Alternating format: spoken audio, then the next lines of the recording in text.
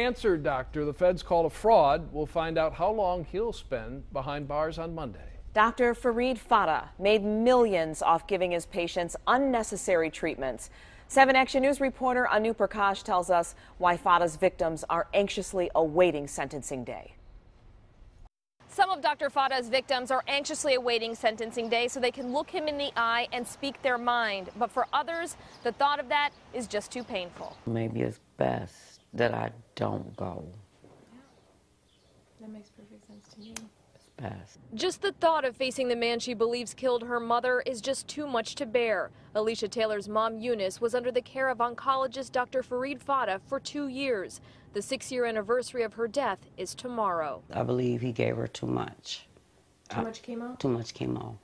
And I'm not 100% sure to this day that she actually had cancer. Prosecutors say Dr. Fata mistreated hundreds of his patients, in many cases giving them excessive or unnecessary cancer treatments. He pleaded guilty to healthcare fraud, money laundering, and conspiracy. Sentencing starts Monday. I want to see him get what he deserved. When she died that day, he never came to the hospital to say anything. While Alicia Taylor won't be at Fata's sentencing, Geraldine Parkin says she needs to be there and will be giving a victim impact statement. I want to be strong and sit up there and look him in the eyes the way he looked us in the eyes and lied.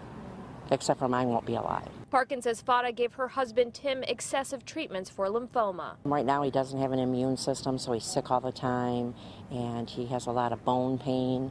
And he's depressed. Dozens of victims and their loved ones are expected at federal court on Monday. Prosecutors will ask that Fata spend the rest of his life behind bars. Just knowing he's not going to be out there for the future, for my children, for my grandchildren, that totally is good for me for right now. Will I forgive him? I'm not to that point yet. I could never forget that man. Never forget him.